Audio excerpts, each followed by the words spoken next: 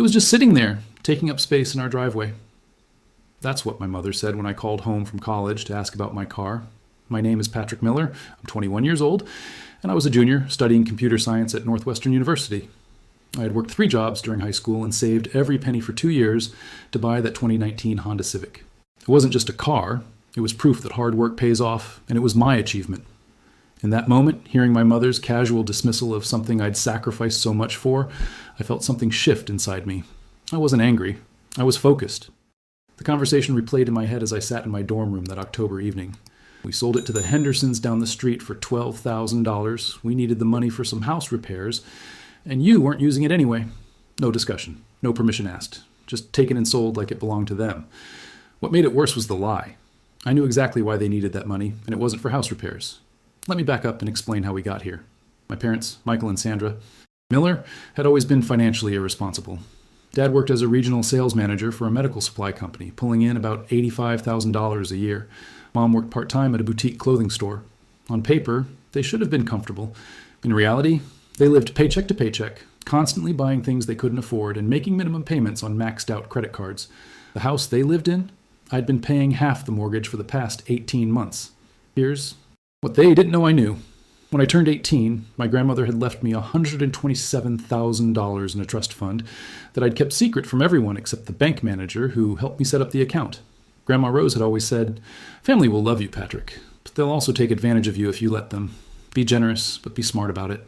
When my parents started struggling with their mortgage payments during my freshman year, I'd quietly arranged for $140 per month to be automatically transferred from my account to theirs, exactly half their mortgage payment.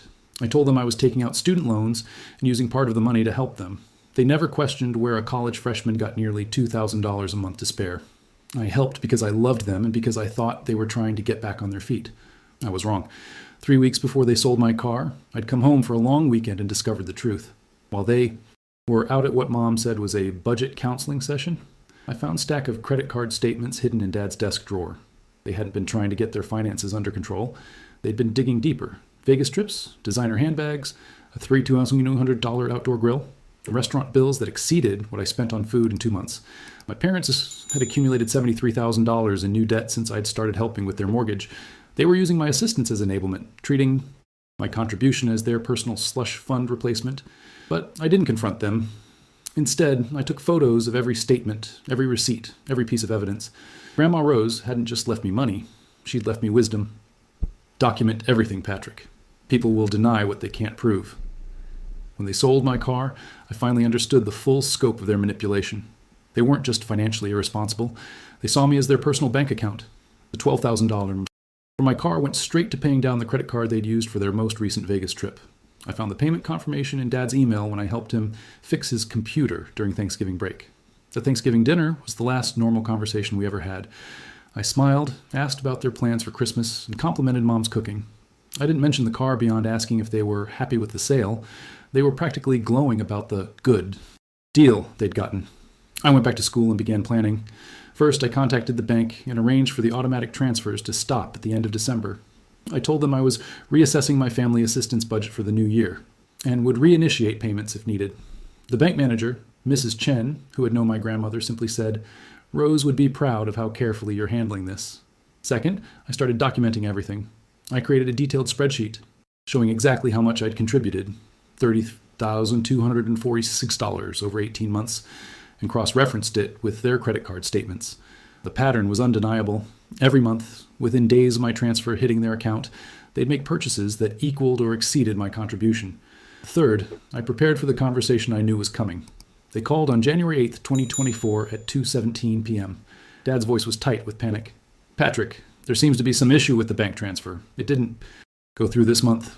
"I know," I said calmly. I stopped the transfers. Silence. Then Mom's voice in the background. "What does he mean he stopped them? Why would you do that?" Dad asked. "You know we're depending on that money." "The same way I was depending on my car being in your driveway when I came home for summer break," I replied. I heard Mom grab the phone. "Patrick, honey, we explained about the car. We needed that money for emergencies, and you weren't even using it." "What emergency, Mom? The $2,400 you spent at the Bellagio in November? Or maybe the almost $800 Louis Vuitton bag you bought in December? I'm looking at your credit card statements right now." The line went quiet. Then Dad's voice, harder now. You have no right to go through our private financial information. You have no right to steal my car, I said. But here we are. That's when they made their first mistake. Instead of apologizing, instead of trying to make it right, they doubled down. Mom started crying about how ungrateful I was. Dad launched into a lecture about how everything they'd ever done was for my benefit, and how I owed them for 18 years of sacrifice. Here's how this works, I said, cutting through their guilt trip. You have 3 choices. Choice 1, you get my car back from the Hendersons, and we go back to our previous arrangement. Choice 2, you pay me the $12,000 you got for my car, plus the $33,246 I've contributed to your mortgage, and I'll consider us even. Choice 3, figure out your own finances from now on. Dad's voice turned threatening. You can't just abandon your family, Patrick. We raised you better than that. You raised me to work hard and save money for things I wanted, I replied. You apparently didn't learn those lessons yourselves. I hung up and waited. They chose option 4. They tried to manipulate me through my sister. Rebecca was 2 years older and had always been the perfect daughter in their eyes, mainly because she'd never had any money to contribute to their problems. She called me that evening, clearly reading from notes. Patrick, Mom and Dad are really hurt, she began. They said you're threatening to let them lose their house over a car. That doesn't sound like you. Did they mention that they sold my car without asking to pay for their gambling debts? I asked. Pause. What gambling debts? I emailed her the spreadsheet and the credit card. Photos. She called back an hour later. Jesus Christ, Patrick. I had no idea it was this bad. Neither did I, until I started paying attention, I said. I've been covering half their mortgage for 1.5 years, while they racked up more debt than I make in 2 years of part-time work. Rebecca sighed. What do you want me to do? Nothing. This is between them and me. But I wanted you to know the truth before they try to make me look like the villain in this story. My parents made their last mistake 3 weeks later. Dad called me on January 29th with what he thought was a trump card. Patrick, I talked to a lawyer. Since you're still listed as a dependent on our taxes, that car was legally ours to sell. And since you've been living in our house, we technically don't owe you anything for your so-called contributions to the mortgage. I was sitting in the library when he said this, working on a programming project. I saved my work, closed my laptop, and gave him my full attention. I see, I said. So your position is that everything I've contributed over the last 18 months was just rent for the summers I stayed there and the car was yours because I'm your dependent? Exactly. You don't have a leg to stand on. Okay, Dad, I accept your position. We're even, and I owe you nothing going forward. He seemed surprised that I was giving up so easily. Good. I'm glad we understand each other. Your mother and I expect the February payment to go through as scheduled. No, Dad. You misunderstood. If my 30,240 sillards was just rent and you had the right to sell my car, then our financial relationship is over. I don't owe you any more rent because I won't be staying there anymore. And I don't owe you any more mortgage help because I'm not your tenant. I'm your son who you've just told me I need to become financially independent. I could hear him trying to process this. Now wait, just a minute. I'm following your logic exactly, I said. You can't have it both ways. Either I was contributing as a family member to a family financial crisis, in which case you stole from me when you sold my car, or I was just a tenant paying rent, in which case our landlord-tenant relationship is now terminated. I hung up and blocked their numbers. Here's what I knew that they didn't. Their mortgage payment was $3,694 per month. Their take-home income, after taxes, and their minimum credit card payments was approximately $100 per month. Without my $1,147, they were negative $594 every month, not counting utilities, food, gas, or any other expenses. They had 3 months before the foreclosure process would begin. I gave them 4 months to figure it out. I spent my spring break in Chicago with my roommate's family instead of going home. I got a summer internship at a tech company in Austin and found a sublease near the campus. When my parents tried to reach me through Rebecca, I told her I was taking their advice about becoming financially independent and that I wished them luck with their budget. Rebecca called me in May with an update I'd been expecting. They're talking about selling the house, she said. Apparently they're behind on payments and don't see a way to catch up. That's probably smart, I said. Downsizing might help them get their finances under control. Patrick, they're not downsizing. They're going to lose it to foreclosure. They owe more than it's worth now because of all the home equity loans they took out. I wasn't surprised. I'd looked up the public records. My parents had borrowed $89,000 against the house's equity over the past 3 years, money that had apparently gone to the same lifestyle inflation that their credit cards had funded. That's rough, I said, but I'm sure they'll figure something out. Dad said they had legal advice and everything under control. Rebecca was quiet for a moment. Do you really not care anymore? I care, I said. But I also learned something important. You can't help people who don't want to be helped. They made it clear that they saw me as a resource to be used, not a family member to be respected. I'm just giving them what they said they wanted, for me to be financially independent. The foreclosure notice was posted in June. Rebecca sent me a photo of it, though I'd already seen it on the county website. My parents had exactly 90 days to bring their payments current or lose the house. That's when things got interesting. Mom somehow got my new phone number and called me on July 15th, crying. "Patrick, please, we made a mistake. We're going to lose everything." "I'm sorry to hear that," I said. "Have you considered getting a financial counselor? I heard those can be very helpful." "Don't be smart with me," she snapped, her tears evaporating quickly. "You know we need your help. We're family. Family members ask before they sell each other's cars," I replied. "Family members don't lie about why they need money. Family members don't try to use legal technicalities to justify stealing from each other." She was quiet for a moment, then tried a different approach. "What if we get your car back?" "From the Hendersons? With what money?" Another pause. What if we apologize? Really apologize?" "Mom, you've had 7 months to apologize. Instead, you've spent 7 months trying to find ways to force me to keep giving you money. The time for apologies was January." She started crying again. "We raised you, Patrick. We fed you and clothed you and put a roof over your head for 18 years. Doesn't that count for anything?" "It counted for 33 days, $246, and 18 months of covering your poor financial decisions," I said. "But apparently that was just rent." I hung up and blocked the new number. They lost the house on September 12th, 2024. Rebecca called me that evening to let me know they were moving in with her. "How's that going?" I asked. "About how you'd expect," she said. "They're sleeping in my living room and complaining about everything from my coffee to my Wi-Fi password. Mom keeps talking about how their ungrateful son abandoned them in their time of need. Are you okay with them staying there?" Rebecca laughed, but not in a happy way. "They don't have anywhere else to go, Patrick. And unlike some people, I can't just turn off my conscience. I let that barb pass. How long are you planning to let them stay?" "I don't know. Until they get back on their feet, I guess." 3 weeks later, Rebecca called me back. She sounded exhausted. "I need to know something," she said. "How much were you really giving them every month?" $18.47, I said. "Why?" "Because they just asked me if I could start contributing the same amount to help them rebuild their savings. They said it was what you used to do, and since they were staying with me anyway." I closed my eyes. "What did you tell them?" "I told them I make $31,000 a year as a teacher's aide and live in a one-bedroom apartment. I asked them what they thought I could possibly cut from my budget to give them $2,000 a month. And Dad suggested I could get a weekend job. Mom said I could sell my car since I live close to school." I could hear the exhaustion and frustration in her voice. "Rebecca," I said gently, "how much money have they asked you for since they moved in?" "It started small. Groceries, gas money.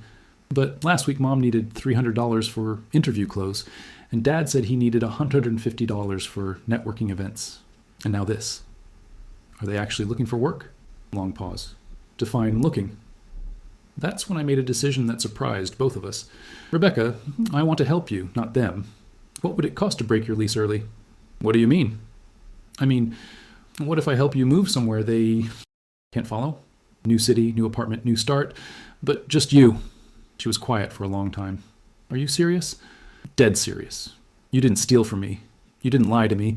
You didn't try to manipulate me. You're not responsible for their choices, and you shouldn't have to sacrifice your life to enable their dysfunction.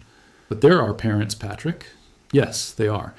And they're adults who made adult decisions. They decided to live beyond their means for years. They decided to take money I was giving them in good faith and spend it on luxuries instead of getting their finances under control. They decided to steal and sell my car rather than have an honest conversation about their situation. Those were their choices." I could hear her thinking. "What about family loyalty? What about self-respect?" I countered. "Rebecca, I've learned something this year. Enabling someone's bad behavior isn't love, it's harm. Every month I gave them money while they racked it. Up more debt, I was helping them dig a deeper hole. Every time we bail them out, we're telling them they don't have to face the consequences of their actions." 2 days later, Rebecca called me back. "I talked to them about getting jobs and moving out by Christmas," she said. "Mom cried and said I was abandoning them just like you did. Dad accused me of being greedy and selfish.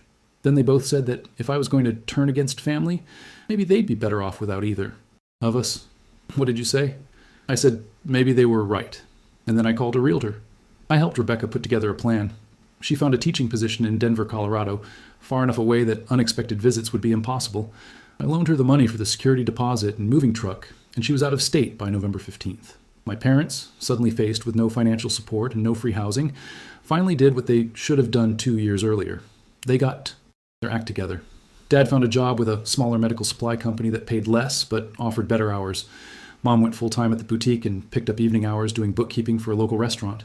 They moved into a small 2-bedroom apartment and, for the first time in years, began living within their means. I didn't hear any of this directly from them. I learned it through social media posts and updates from family friends. Apparently, they were telling people that their selfish children had abandoned them, but they were stronger than ever and better off without ungrateful kids who turned their backs on family. I was fine with that narrative. It meant they were moving forward instead of looking backward.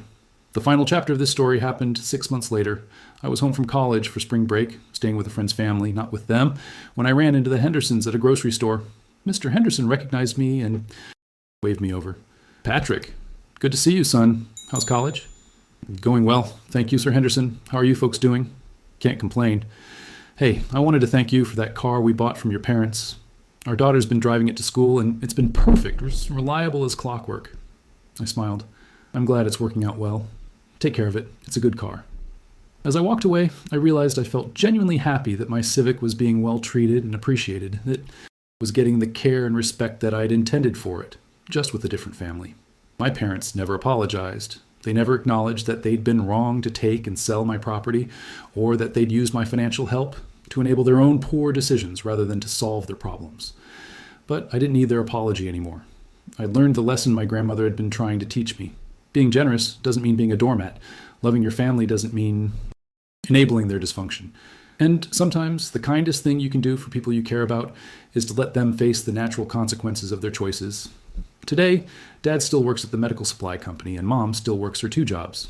They live in their small apartment, drive used cars they actually own, and have been debt-free for 8 months. They're healthier, both financially and emotionally, than they'd been in years. Rebecca loves Denver. She's teaching 4th grade, dating a nice guy who works for the Park Service and has her own apartment with a mountain view. She thanks me regularly for helping her escape, and she's paid back every penny I loaned her ahead of schedule. As for me, I graduated summa cum laude with my computer science degree. I took a job with a tech company in Seattle where I make good money and live in a studio apartment that's small but entirely my own. I drive a 2021 Honda Civic that I bought with my own money in park, in my own designated space. I still have most of grandmother's trust fund. I've invested it carefully, and it's grown to over $180,000. I think about her often, especially her advice about being generous but smart. I haven't spoken to my parents in 2 years, but I don't hate them. I understand now that they were never malicious, just weak and accustomed to taking the easy way out of difficult situations. When I made that impossible, they were forced to find their strength. Sometimes, I wonder if they have learned anything from what happened. I hope they have. I hope they understand that the young man they raised to work hard and save money and do the right thing was just applying those lessons to his relationship with them. But mostly, I just hope they're happy. From a distance, with clear boundaries, and with the understanding that love doesn't require me to set myself on fire to keep them warm. Karma didn't make my parents homeless. Their choices made them homeless. Karma just removed the safety net that was preventing them from learning from those choices. And sometimes, that's the kindest thing karma can do. Epilogue. Last month, I got a card in the mail. No return address, but I recognized Mom's handwriting. Inside was a simple note. "Saw your college graduation announcement in the newspaper. We're proud of you. Mom and Dad." I didn't respond, but I kept the card. Some bridges burn completely, and some just need time to be rebuilt on stronger foundations. Either way, I'm okay with whatever comes next.